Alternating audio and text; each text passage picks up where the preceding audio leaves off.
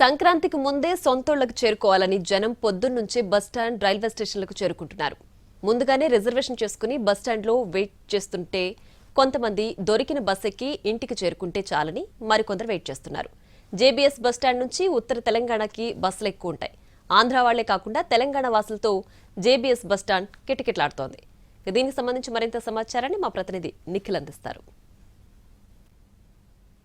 కూడా సంక్రాంతి కోసం తమ సొంతలకు బయలుదేరుతున్నారు. అయితే ప్రస్తుతం మనం జేబీఎస్ బస్ స్టాండ్ లో ఉన్నాము. ఒకసారి జేబీఎస్ లో సిచ్యువేషన్ చూసుకోవచ్చు.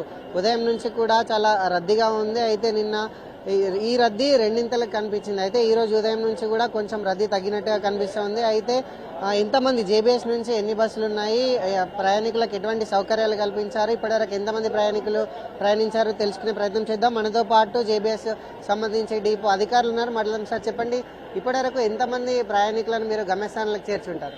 నిన్న మేము జూబిలీ బస్ స్టేషన్ నుంచి ఆదిలాబాద్ ప్రాంతం వైపు, తర్వాత నిజామాబాద్ ప్రాంతం వైపు, తర్వాత కరీంనగర్ ప్రాంతం, సో ఈ మూడు ప్రాంతాలు, ఈ మూడు రీజన్లకు సంబంధించినటువంటి ప్రాంతాలకి వెళ్ళేటువంటి ప్రయాణికులందరికీ కూడా జూబిలీ బస్ స్టేషన్ నుంచి ఎక్స్ట్రా బస్సులు కూడా మనం ప్లాన్ చేసి వాళ్ళని క్లియర్ చేయడం జరిగింది. సో రోజు మొత్తము నిన్న మనము 377 బస్సులు, సో దగ్గర 400 బస్సుల వరకు మొత్తం ఇక్కడ మనము ఈ జేబీఎస్ నుంచి క్లియర్ చేయడం జరిగింది. సో 400 బస్సులలో ఒక్కొక్క బస్సులో మరి 60 మందిని వేసుకున్నా కానీ దగ్గర సో లక్షల మంది ప్రయాణికులని మనము క్లియర్ చేయడం జరుగుతూ ఉన్నది.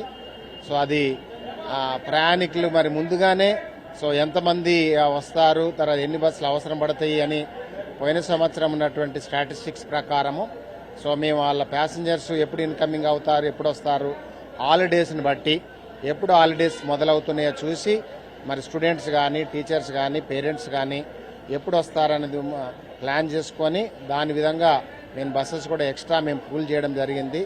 సో ఈ బస్ స్టేషన్ నుంచి మాత్రము మొత్తం 377 బస్సులు మనము ఎక్స్ట్రా నిన్న ఆపరేట్ చేయడం జరిగింది. We are able to clear the traffic without any problem. Sir, ఎట్లాంటి రద్దీ ఉంది, ప్రయాణికుల రద్దీ ఎట్లా ఉంది, ఇప్పటివరకు కొనసాగే ఛాన్సెస్ ఉంది? ఇప్పుడు ప్రయాణికుల రద్దీ నిన్న చాలా హెవీగా ట్రాఫిక్ రావడం జరిగింది. సో ఈ రోజు కూడా దాంట్లో కొంచెము తక్కువ ఉన్నది, but today also traffic is good.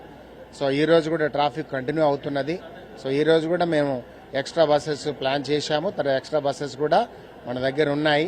So మా అధికారులు, తర్వాత మా సూపర్వైజర్లు, కంట్రోలర్లు, మా సిబ్బంది అందరూ కూడా మరి చాలా హార్డ్ వర్క్ చేయడానికి ముందుగానే మేము ప్లాన్ చేసుకున్నాం. కాబట్టి ఈ రోజు కూడా మేము will continue to operate special buses to clear the traffic on Sunday also.